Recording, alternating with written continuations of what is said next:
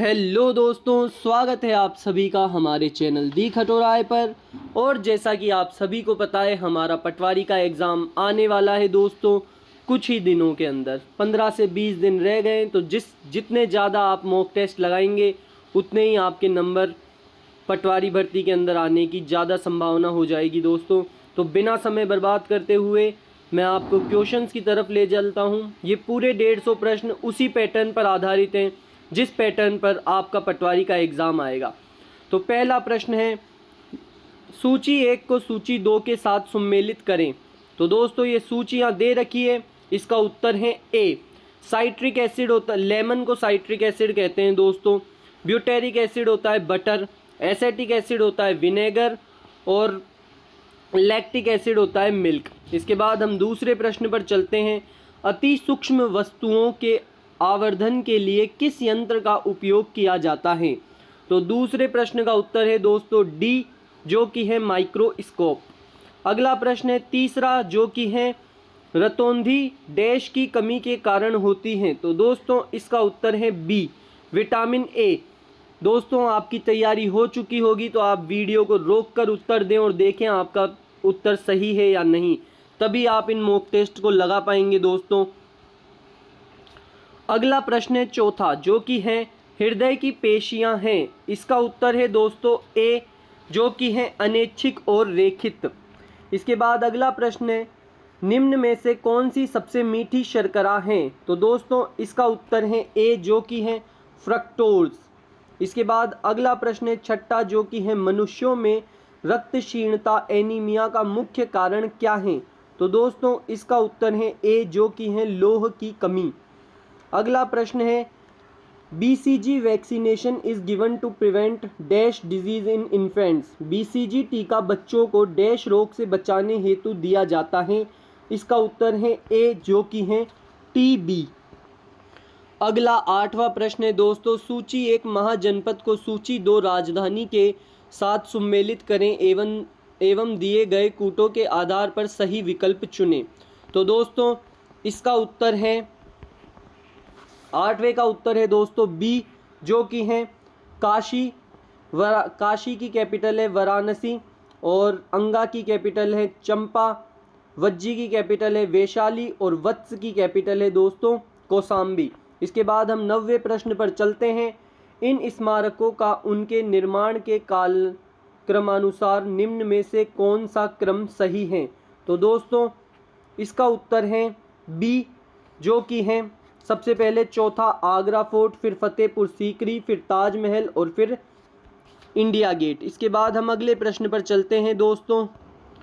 अगला 10वां प्रश्न है, निम्नलिखित में से कौन सा युग्म सही सम्मिलित है? तो दोस्तों इसका उत्तर है ए, जो कि है पहला, दूसरा और तीसरा। नागनंद हर्षा तथा मुद्र राक्षस विशाख दत्त ने लिखी थी और मृच्छ कटिका शूद्रक ने लिखी थी। इसके बाद हम 11वें प्रश्न पर चलते हैं। मुगल शासक जिसने 15 वर्ष निर्वासन में बिताए वह था? तो दोस्तों ये तो सभी को पता है, वो था बी, जो कि है हुमायूं। इसके बाद अगला प्रश्न है, सन डैश में सती प्रथा का उन्मूलन राजा राममोहन राय की सामाजिक सुधार के क्षेत्र में सबसे बड़ी उपलब्धि थी। ये कौन से वर्ष में हुआ था? तो दोस्तों इसका उत्तर है सी, जो कि है 1829। इसके बाद अगला प्रश्न है, निम्न घटनाओं का सही क्रम क्या है? तो दोस्तों इसका उत्तर है बी, सबसे पहले क्रिप्स मिशन आया, उसके बाद लॉर्ड वेवल्स प्रपोजल, उसके बाद आया कैबिनेट मिशन और उसके बाद आया चौथा, जो कि है माउंटबेटन प्लान। इसके बाद हम अगले प्रश्न पर चलते हैं दोस्तों। अगला प्रश्न है, हिंदू महासभा की स्थापना डैश में हुई थी? तो दोस्तों इसका उत्तर है सी, 1915। अगला प्रश्न है, निम्न में से किसे संविधान सभा द्वारा इसके संवैधानिक सलाहकार के रूप में चुना गया था? तो दोस्तों इसका उत्तर है बी, जो कि है BN राव। इसके बाद अगला प्रश्न है, the right to education was inserted in Indian constitution by dash के द्वारा भारतीय संविधान में शिक्षा का अधिकार अंतः स्थापित किया गया। तो दोस्तों इसका उत्तर है बी, जो कि है 86वें संशोधन में। इसके बाद अगला प्रश्न है, निम्नलिखित व्यक्तित्वों के भारत के उपराष्ट्रपति चुने जाने का सही क्रम है? तो दोस्तों इसका उत्तर है डी। सबसे पहले डॉक्टर जाकिर हुसैन, उसके बाद वीवी गिरी, उसके बाद डॉक्टर बीडी जत्ती और उसके बाद केआर नारायणन। अगला 18वां प्रश्न है दोस्तों, नीचे दिए गए दो वक्तव्यों को अभिकथन ए और तर्क आर के रूप में चिन्हित किया गया है। दोनों वक्तव्यों के संदर्भ में निम्न में से कौन सा सत्य है? अभिकथन ए, भारत लोकतांत्रिक है। तर्क आर, भारत का अपना स्वयं का संविधान है। तो दोस्तों इसका उत्तर है बी, जो कि है ए और आर दोनों सत्य हैं, परंतु आर ए की सही व्याख्या नहीं है। इसके बाद 19वां प्रश्न है, निम्न में से कौन भारत की रक्षा सेवाओं से संबंधित सभी मामलों के लिए प्रत्यक्ष रूप से संसद के प्रति उत्तरदायी है? इसका उत्तर है डी, रक्षा मंत्री। अगला 20वां प्रश्न है दोस्तों, नीति आयोग ने बिल एवं मेलिंडा गेट्स फाउंडेशन के साथ भागीदारी में प्रारंभ किया। तो दोस्तों इसका उत्तर है ए, जो कि है पोषण ज्ञान। इसके बाद 21वां प्रश्न है, भारतीय संविधान में अनुच्छेद 338 बी पिछड़े वर्गों के लिए राष्ट्रीय आयोग अंतः स्थापित किया गया। तो दोस्तों इसका उत्तर है ए, 102 संशोधन अधिनियम 2018 द्वारा। अगला 22वां प्रश्न है, दक्कन पठार मुख्यतः बना होता है। तो दोस्तों इसका उत्तर है बी, जो कि है बेसाल्ट। इसके बाद 23वां प्रश्न है, निम्न में से कौन सा अब तक स्थापित जैव मंडल निचय में शामिल नहीं है? इसका उत्तर है दोस्तों डी, कच्छ की खाड़ी। अगला 24वां प्रश्न है दोस्तों, निम्न में से किस राज्य की सीमाएं 4 राष्ट्रों की सीमाओं से जुड़ी हुई हैं? इसका उत्तर है डी, इनमें से कोई नहीं। आसम, उत्तर प्रदेश, नागालैंड, इनमें से कोई नहीं छूती दोस्तों। इसके बाद अगला 25वां प्रश्न है, निम्न स्थानों में से कौन सा स्थान दिसंबर में अधिकतम सूर्य प्रकाश प्राप्त करता है? तो दोस्तों इसका उत्तर है ए, जो कि है कन्याकुमारी। अगला प्रश्न है, सुमेलित करें। दोस्तों ये 26वां प्रश्न है और इसका उत्तर है डी। मैं आपको बता देता हूँ, सबसे जो पहला है ए, जो तीसरे से जुड़ा हुआ है, भिलाई छत्तीसगढ़ के अंदर है और दुर्गापुर वेस्ट बंगाल के अंदर है दोस्तों, रोरकेला ओडिशा के अंदर है और जमशेदपुर पहले के अंदर है, जो कि है झारखंड। दोस्तों इसके बाद हम अगले प्रश्न पर चलते हैं। अगला 27वां प्रश्न है दोस्तों, निम्न में से कौन सा व्यवस्थापन उत्तर से दक्षिण पर्वत श्रृंखलाओं के उनकी अवस्थिति के अनुसार सही है? तो दोस्तों इसका उत्तर है सी, जो कि है काराकोरम सबसे पहले, उसके बाद लद्दाख, फिर जंस्कार और फिर पीर पांजल। अगला 28वां प्रश्न है, कर्क रेखा डैश से गुजरती हैं? दोस्तों इसका उत्तर है डी, मध्य प्रदेश। अगला 29वां प्रश्न है, कर्नाटक का मंडल पट्टी पर्वत जो समाचारों में था नीले फूलों से हरा भरा है, जो पुष्प 12 वर्षों में केवल एक बार पुष्पित होते हैं, इस पुष्प का नाम बताइए? दोस्तों इसका उत्तर है बी, नीला कुरिंजी। 30वां प्रश्न है दोस्तों, सड़क यातायात एवं राजमार्ग मंत्रालय ने पंजीकरण की भारत सीरीज BH सीरीज अधिसूचित की है। BH सीरीज ऐच्छिक आधार पर उपलब्ध होगी। इसका उत्तर है डी, ये सभी रक्षा कर्मियों को, सरकारी कर्मचारियों को, प्राइवेट क्षेत्र की वह कंपनियों जिनके 4 या अधिक राज्यों केंद्र शासित प्रदेशों में कार्यालय हैं के कर्मचारी को। अगला 31वां प्रश्न है दोस्तों, मीराबा लुवांग मेसम नाम जो हाल ही में चर्चा में था किस खेल से संबंधित है? तो दोस्तों ये करंट का क्वेश्चन है, जो कि है 31वां डी, बैडमिंटन। अगला प्रश्न है, हाल ही में किस मंत्रालय ने निपुण भारत कार्यक्रम बुनियादी साक्षरता एवं संख्या ज्ञान FLN पर राष्ट्रीय मिशन प्रारंभ किया? इसका उत्तर है ए, जो कि है शिक्षा मंत्रालय। इसके बाद हम अगले प्रश्न पर चलते हैं दोस्तों। अगला 33वां प्रश्न है दोस्तों, हाल ही में राष्ट्रीय अल्पसंख्यक आयोग अध्यक्ष किसे नियुक्त किया गया? इसका उत्तर है बी, जो कि है इकबाल सिंह लालपुरा।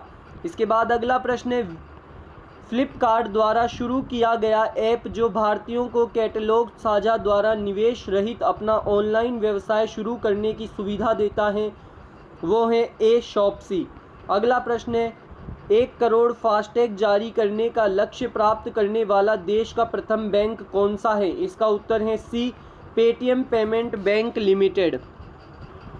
अगला 36वां प्रश्न है, खावड़ा गुजरात के कच्छ क्षेत्र के रण में देश की एकमात्र सबसे बड़ी प्रकाश वोल्टीय परियोजना का निर्माण देश के द्वारा किया जाएगा। इसका उत्तर है बी, एनटीपीसी रेल।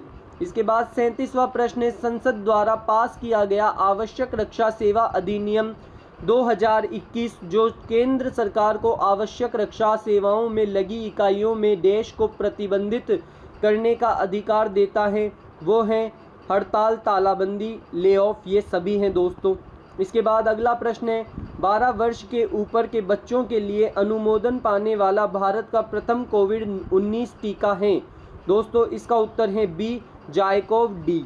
इसके बाद अगला प्रश्न है, यथाशक्ति शब्द किस समास का उदाहरण है? इसका उत्तर है डी, जो कि है अव्ययी भाव। इसके बाद अगला प्रश्न है, किस विकल्प में विलोम युग्म है? इसका उत्तर है दोस्तों ए, जो कि है सम्मुख विमुख। अगला 41वां प्रश्न है दोस्तों, किस विकल्प में शब्द युग्म का अर्थ भेद सही नहीं है? इसका उत्तर है दोस्तों सी, जो कि है आलोक, अलोक, अंधेरा, चहल पहल, ये गलत है। इसके बाद अगला प्रश्न है 42वां, धोबी का कुत्ता घर का न घाट का मुहावरे का भावार्थ है। दोस्तों इसका उत्तर है जिसका कहीं ठिकाना ना हो, बी ऑप्शन। इसके बाद अगला प्रश्न है, व्याकरण की दृष्टि से निम्न में से कौन सा शुद्ध वाक्य है? इसका उत्तर है ए, लड़का मिठाई लेकर भागता हुआ घर आया। इसके बाद 44वां प्रश्न है, किस वाक्यांश के लिए प्रयुक्त शब्द सार्थक नहीं है? इसका उत्तर है दोस्तों सी, जो कि है 12 महीनों में एक बार होने वाला 12 मासा। इसके बाद 45वां प्रश्न है, निम्नलिखित शब्दों पर विचार कीजिए। दोस्तों इसका उत्तर है ए, पहला, दूसरा और तीसरा सही शब्द हैं। संवारना बिल्कुल सही लिखा हुआ है दोस्तों, श्रीमती भी सही लिखा है और स्थायित्व भी सही लिखा है। इसके बाद हम अगले प्रश्न पर चलते हैं। अगला 46वां प्रश्न है दोस्तों, निम्न में से किस शब्द का संधि विच्छेद सही नहीं है? इसका उत्तर है ए, युधिष्ठिर, युद्ध प्लस इष्टिर, ये गलत है दोस्तों। इसके बाद अगला प्रश्न है, किस विकल्प में सभी शब्द परस्पर पर्यायवाची नहीं हैं? इसका उत्तर है ए, पुत्री, सुता, तनय। इसके बाद अगला प्रश्न है 48वां, जो कि है निम्न में से किस विकल्प के सभी शब्दों के में उपसर्ग तथा प्रत्यय दोनों का प्रयोग हुआ है?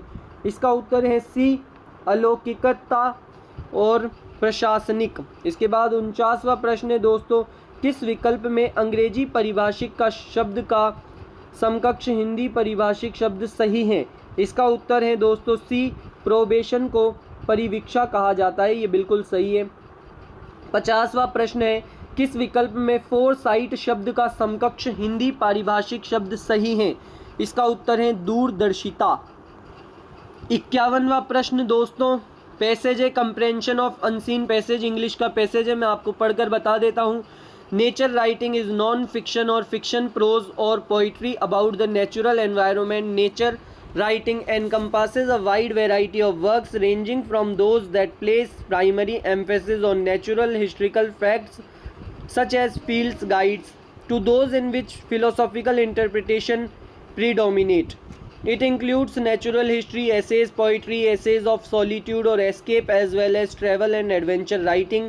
Nature writing often draws heavily on scientific information and facts about the natural world. At the same time, it is frequently written in the first person and incorporates personal observation of and philosophical reflection upon nature. Modern nature writing traces its roots to the works of natural history that were popular in the second half of the 18th century and throughout the 19th.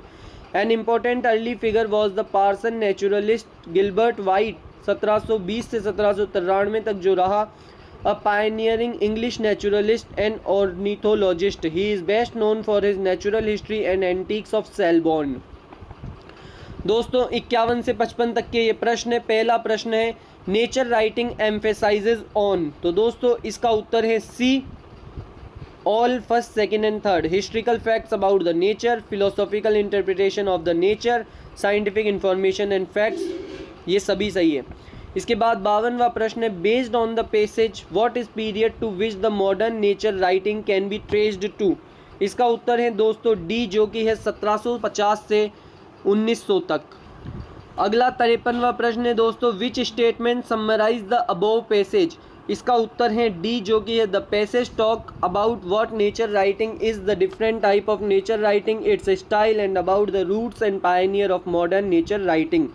इसके बाद 54वां प्रश्न है दोस्तों, which word aptly describe the word reflections as used in the passage. इसका उत्तर है ए, जो कि है ओपिनियन। अगला प्रश्न है, according to the passage what kind of works are written as part of nature writing. इसका उत्तर है दोस्तों डी, जो कि है all first second third are right. Natural history, essays and essays of solitude और escape, poetry, travel and adventure writing. इसके बाद 56वां प्रश्न है दोस्तों, in the given sentence find out which part of the sentence has an error, if there is no mistake then the answer is no error. Posture refers to how you position your body when you are sitting, standing और lying down. इसका उत्तर है दोस्तों D, कोई भी error नहीं है इस प्रश्न के अंदर। 57वां प्रश्न है दोस्तों, in the given sentence find out which part of the sentence has an error, if there is no error mistake then the answer is no error. Last month the Taliban capture 69 district from the Afghan government. दोस्तों इसका उत्तर है B, capture 69 district. ये गलत है, इसके अंदर captures आना चाहिए था। इसके बाद 58वां प्रश्न है, गिव सिनोनियम ऑफ बेलफुल। इसका उत्तर है बी, जो कि है रुइनस। इसके बाद 59th क्वेश्चन है दोस्तों, गिव एंटोनियम ऑफ क्वेल। इसका आंसर है बी, इंसाइट। इसके बाद 60वां प्रश्न है, give meaning of idiom cry wolf. दोस्तों इसका उत्तर है टू रेफर टू। इसके बाद 61वां प्रश्न दोस्तों डिलीट कर दिया गया था, हम 62वें प्रश्न को पढ़ेंगे। इसके बाद 62वां प्रश्न है दोस्तों, रीजनिंग का दिए गए शब्दों के युग्म में से आपको उस युग्म का चयन करना है जो प्रथम युग्म के शब्दों की तरह ही निकट रूप से संबंधित हैं। डॉक्टर, स्टेथोस्कोप, तो इन ऑप्शंस में से कौन सा होगा? तो दोस्तों डी, बड़ई आरी। इसके बाद अगला प्रश्न है, अक्षरों के समूह, उस समूह का चयन करें जो अन्य से भिन्न है। दोस्तों इसका उत्तर है सी, टी आर पी। इसके अंदर दो दो का गैप है दोस्तों, और सभी के अंदर एक एक का गैप है। देखिए टी 20वें नंबर पे आता है, उसमें से 2 माइनस करें 18 आया, तो आर 18वें नंबर पे आता है। लेकिन जी एफ ई, ए ऑप्शन के अंदर एक एक का गैप है, सी बी ए के अंदर एक एक का गैप है, और डी एल के जे के अंदर भी एक एक का गैप है। इसके बाद 64वें प्रश्न पर आते हैं, अंग्रेजी वर्णमाला श्रृंखला में बाएं छोर से 17वें अक्षर के बाईं ओर का 7वां अक्षर कौन सा होगा? इसका उत्तर है दोस्तों ए, जो कि है जे। इसके बाद हम अगले प्रश्न पर चलते हैं। इसके बाद 65 से 67 तक दोस्तों पैसेज दिया हुआ है, हम हिंदी के अंदर पढ़ेंगे। वायु ऊर्जा का एक अक्षय स्रोत है और एक वाय वजनित्र इसे विद्युत में परिवर्तित कर सकता है। हालांकि इस क्षेत्र में ज़्यादा कुछ नहीं किया गया है। सर्वेक्षण दिखाता है कि वायु को वैकल्पिक ऊर्जा स्रोत के रूप में विकसित करने की अपार संभावना है। वायु सर्वेक्षण के 4 घटक हैं, दिशा, समयावधि, गति और वितरण।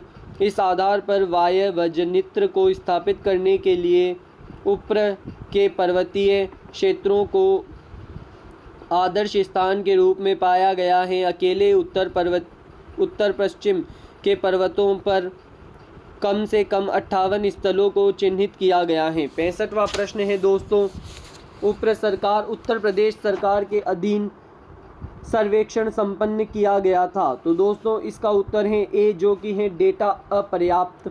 इसके बाद 66वां प्रश्न है, वायु से ऊर्जा अपेक्षाकृत नया उभरता हुआ क्षेत्र है। इसका उत्तर है सी, निश्चित रूप से सही।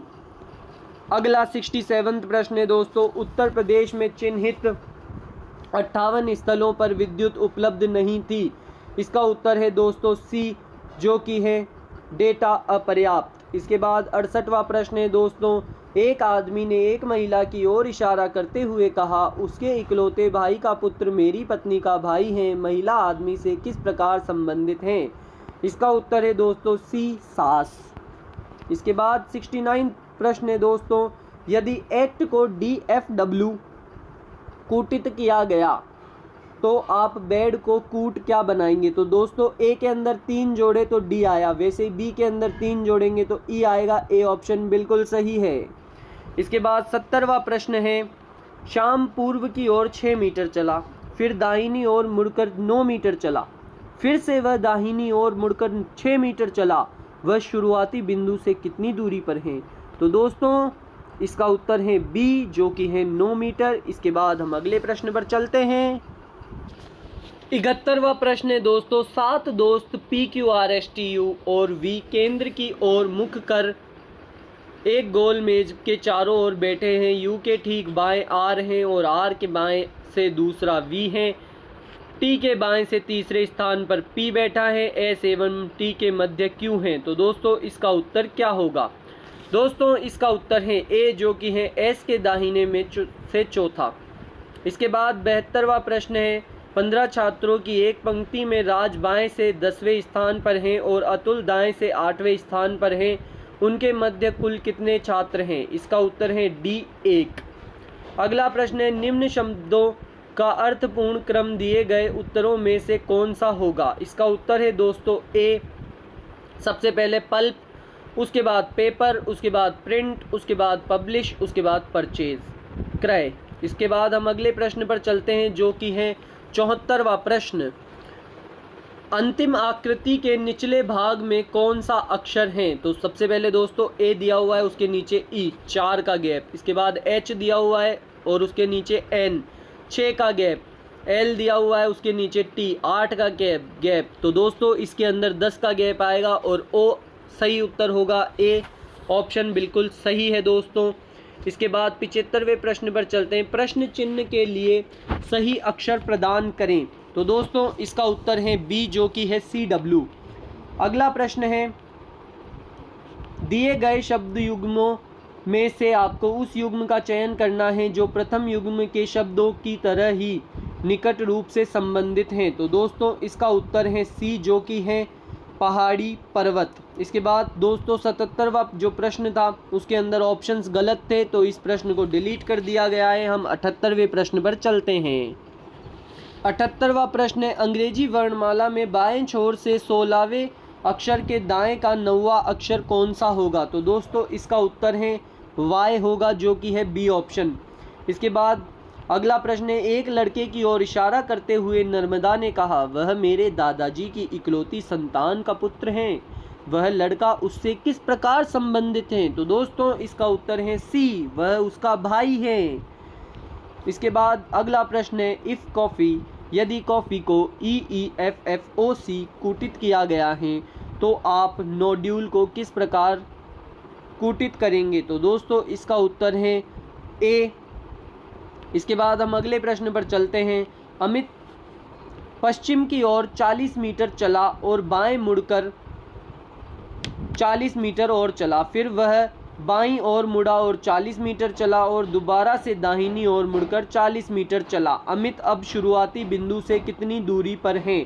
तो दोस्तों इसका उत्तर है A, जो कि है 80 मीटर। अगला 82वां प्रश्न है दोस्तों, एक स्कूल में 5 अध्यापक थे। A और B संस्कृत एवं गणित पढ़ाते थे। इस प्रश्न का उत्तर है दोस्तों A, जो कि है संस्कृत। इसके बाद हम अगले प्रश्न पर चलते हैं। दोस्तों ऐसे प्रश्नों के अंदर आपको कुछ भी नहीं करना, सबसे पहले आपको नीचे वाली लाइन को पढ़ना है और देखना है कि प्रश्न क्या पूछा हुआ है। आसमान का रंग क्या है? तो दोस्तों आप सभी को पता है नीला रंग होता है। अब इन्होंने नीले रंग को क्या कह रखा है, बस आपको ये देखना है। तो दूसरी लाइन में लिखा हुआ है नीले का अर्थ सफ़ेद है, तो दोस्तों गुलाबी का अर्थ है नीला। तो दोस्तों गुलाबी उत्तर होगा ए बिल्कुल सही, करेक्ट है 83वें प्रश्न का। इसके बाद हम 84th क्वेश्चन पर चलते हैं दोस्तों, निम्न शब्दों का अर्थपूर्ण क्रम दिए गए उत्तरों में से कौन सा होगा?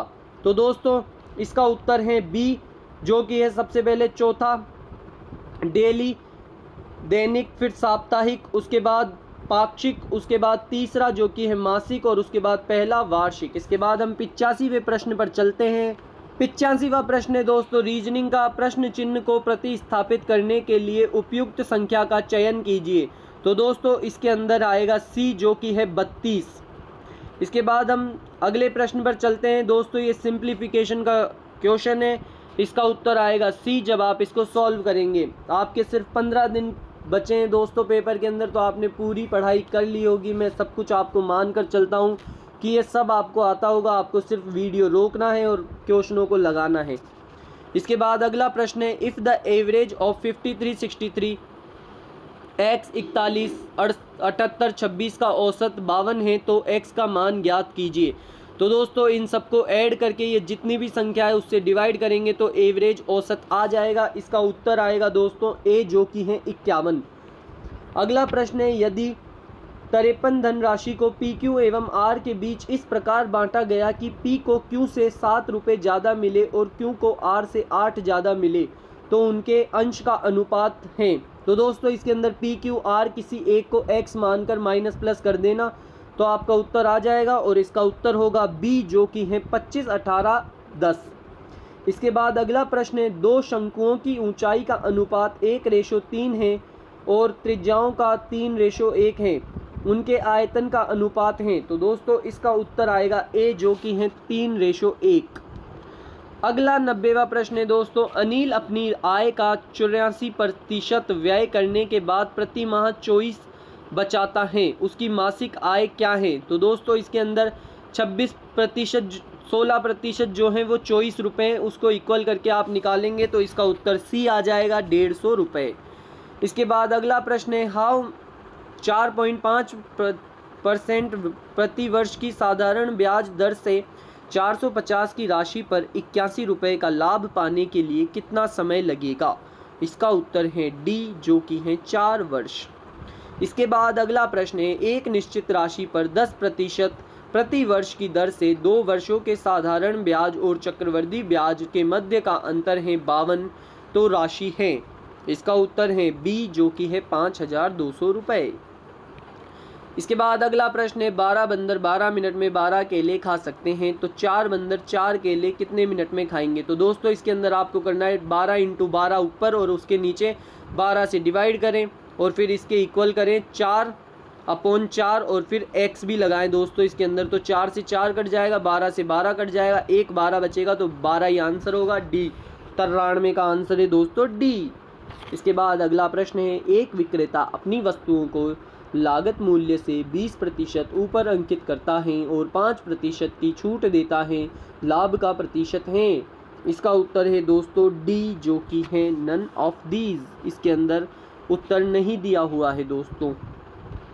इसके बाद अगला प्रश्न है, एक विक्रेता एक ट्रांजिस्टर को 846 पर विक्रय कर 20% का लाभ अर्जित करता है और दूसरे को 966 पर विक्रय कर 4% की हानि उठाता है, उसका कुल लाभ अथवा हानि प्रतिशत है।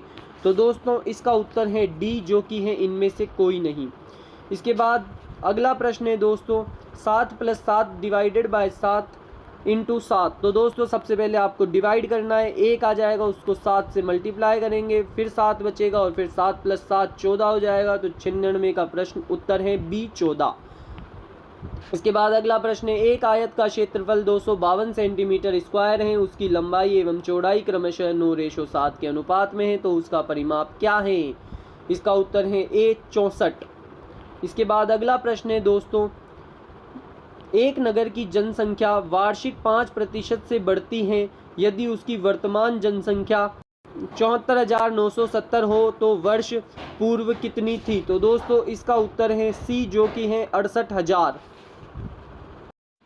अगला 99वां प्रश्न है दोस्तों, यदि किसी संख्या का 200% है 90 तो उसी संख्या का 80% क्या होगा।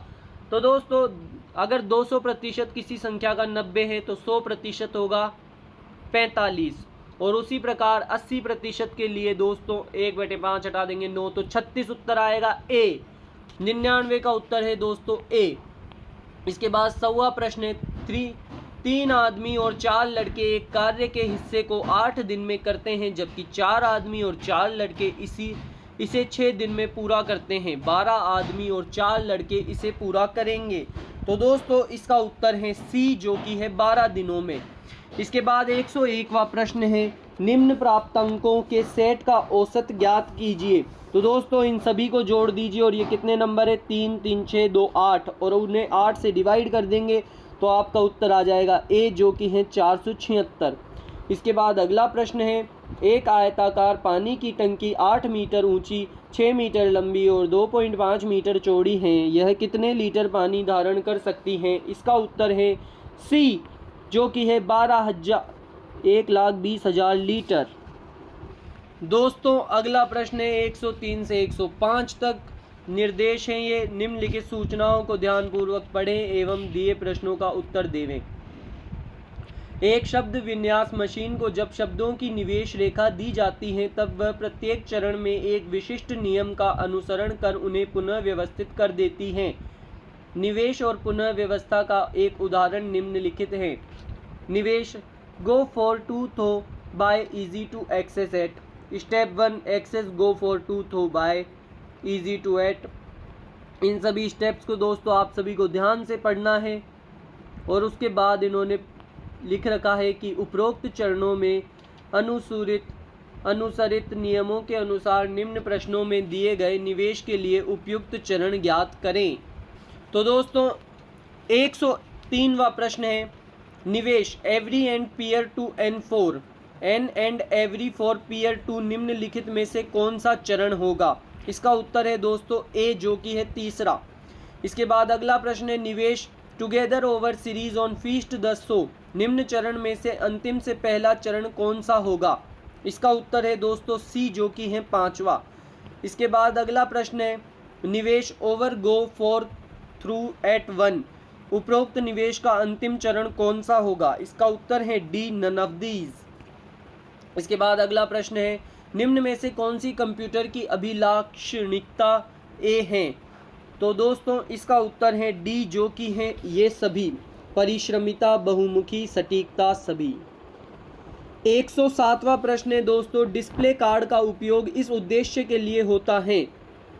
तो दोस्तों इसका उत्तर है ए, आउटपुट यूनिट को ग्राफिक्स डेटा भेजने के लिए। इसके बाद 108वां प्रश्न है, डैश MS वर्ड डॉक्यूमेंट में उपयोग के लिए तैयार रेडी फॉर यूज़ पूर्व निर्मित इमेजेस में से संदर्भित है? दोस्तों इसका उत्तर है बी, जो कि है क्लिप आर्ट।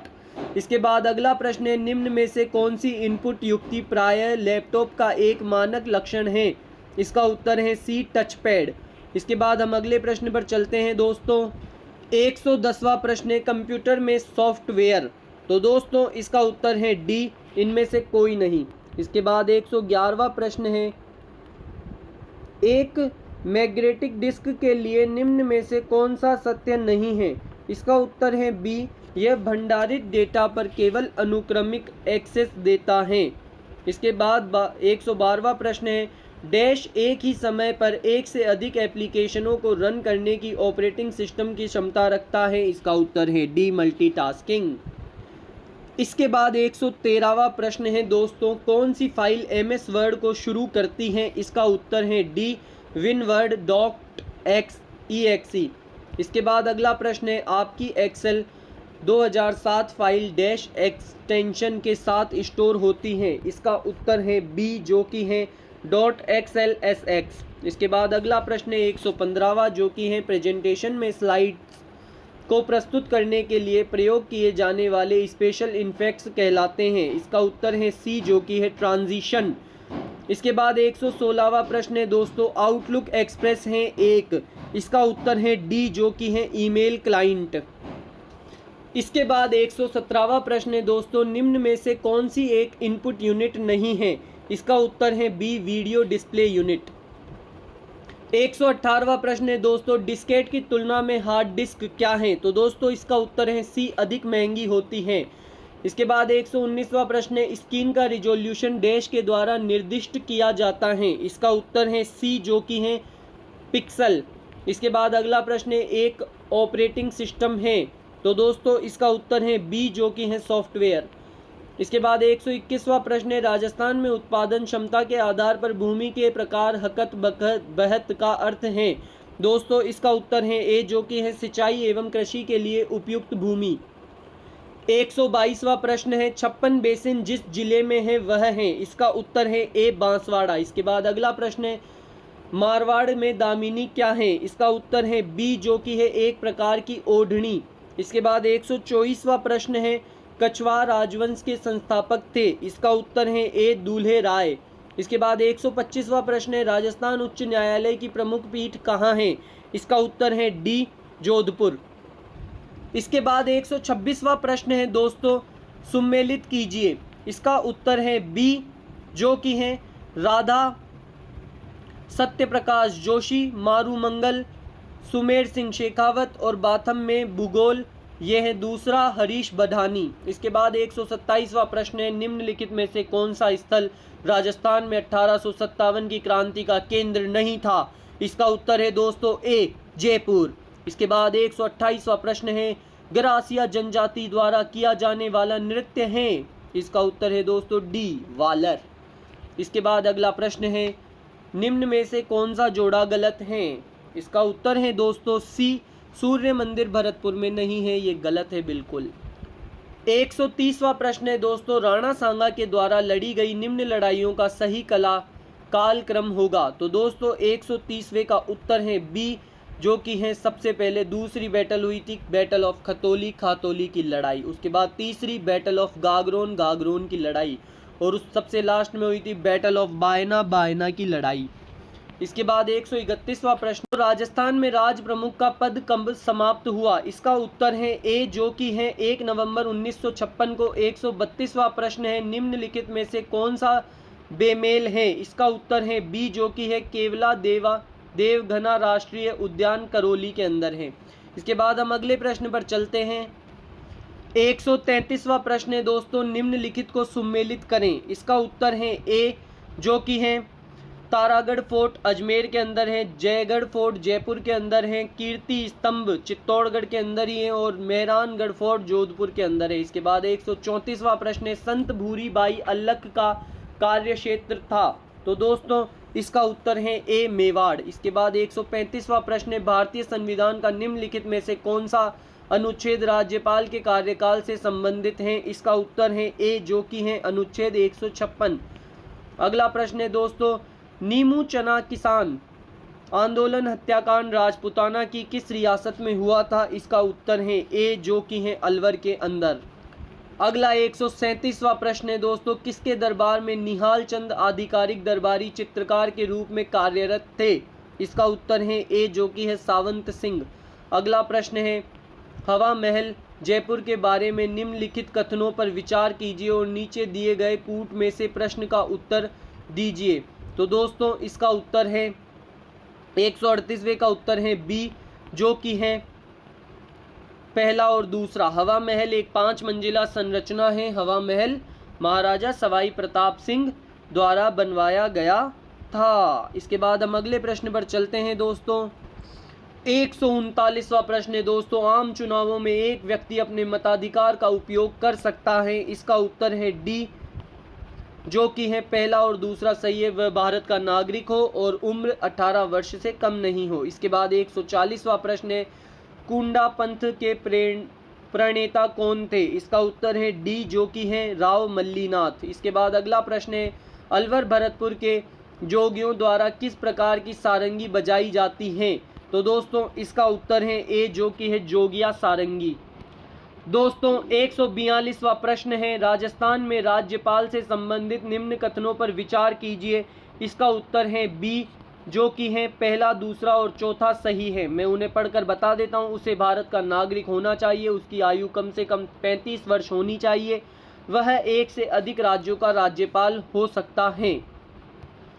इसके बाद अगला प्रश्न है दोस्तों 144वां, जिसमें लिखा हुआ है, निम्न में से किसे राजस्थान के लोकायुक्त के अधिकार क्षेत्र में सम्मिलित नहीं किया गया है? इसका उत्तर है दोस्तों ए, जो कि है मुख्यमंत्री। अगला प्रश्न 145वां प्रश्न है, हाड़ौती का सुरंगा मेला कहा जाता है? इसका उत्तर है डी, चंद्रभागा मेले को। 146वां प्रश्न है दोस्तों, निम्न में से कौन सा युग्म सही है? तो दोस्तों इसका उत्तर है ए, जो कि है राजस्थान साहित्य अकादमी 28 जनवरी 1958। 147वां प्रश्न है दोस्तों, निम्न में से उस समूह का चयन कीजिए जिन्होंने 3 या अधिक अवसरों पर राजस्थान के मुख्यमंत्री पद की शपथ ली। तो दोस्तों इसका उत्तर है बी। 147वें का उत्तर है दोस्तों बी, जो कि है मोहनलाल सुखाड़िया। 148वां प्रश्न है दोस्तों, RSHRC के अध्यक्ष की नियुक्ति डैश की जाती है। तो दोस्तों इसका उत्तर है ए, मुख्यमंत्री की अध्यक्षता वाली समिति की अनुशंसा पर राज्यपाल द्वारा। इसके बाद 149वां प्रश्न है दोस्तों, तिल चौथ संकट चौथ मनाई जाती है। तो दोस्तों इसका उत्तर है डी, कार्तिक शुक्ल एकादशी को। इसके बाद 150वां प्रश्न जो कि अंतिम प्रश्न है दोस्तों इस टेस्ट का, वो है राजस्थान राज्य सूचना आयोग के वर्तमान सूचना आयुक्त कौन है। इसका उत्तर है सी, देवेंद्र भूषण गुप्ता। तो दोस्तों अगर आप चैनल पर नए हैं तो वीडियो को अवश्य लाइक करें और चैनल को सब्सक्राइब करें। मैं ऐसे ही पटवारी एग्ज़ाम आने तक आपको मॉक टेस्ट लगवाता रहूँगा। इन प्रश्नों में से दोस्तों आपको बहुत सारे प्रश्न मिलेंगे, तो चैनल को अवश्य ही सब्सक्राइब करके जाएं।